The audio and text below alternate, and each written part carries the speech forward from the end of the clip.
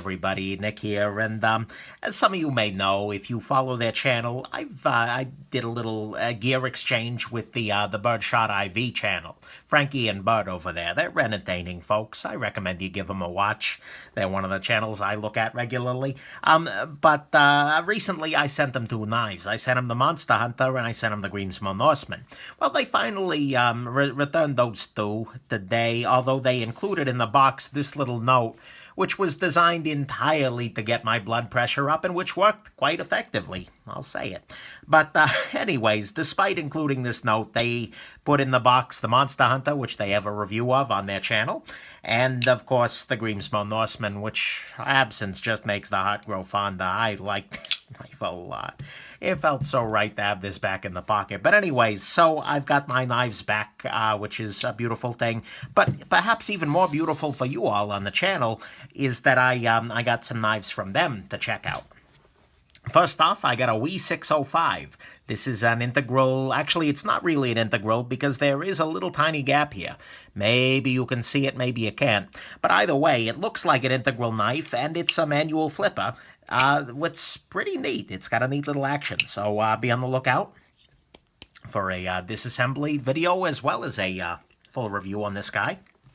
And then, well, lately I've been looking at some Ferrum Forge knives, and as you guys may know, Ferrum Forge uses these little tiny pivots on their knives.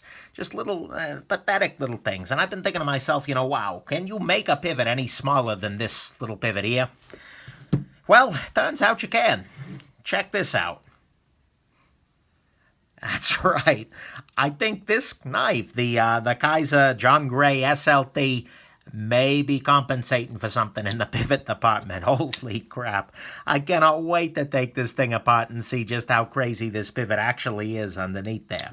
But it's a very interesting knife, very cool, very big. I mean, seriously, here it is next to your ZT452CF. But be on the lookout for a disassembly and the review of that guy. And then finally, they did send one of the knife that I wasn't expecting. Something truly magnificent. You know, I handle a lot of high-end knives. I handle a lot of gems even, but you know, sometimes you really do have to go the extra mile for something that you sent. You know, I try to treat all my loaners with care, but this one deserves a little extra. Are you guys ready? All right, here we go. Look at this. I've talked about some gems in my days on the channel. This is the first knife that's solid freaking gold. Check this thing out. It's a Milano stiletto. And you can tell, oh, this gold it's so high quality that it's starting to rust or corrode or something like that. Absolutely spectacular. Only the very best gold does that.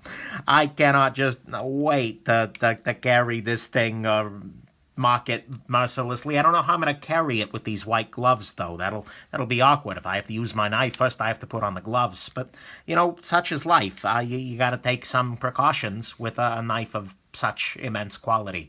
So be on the lookout for a full review of the very first solid gold gem in the Nick Shabazz the video collection. That's this little guy, the stiletto.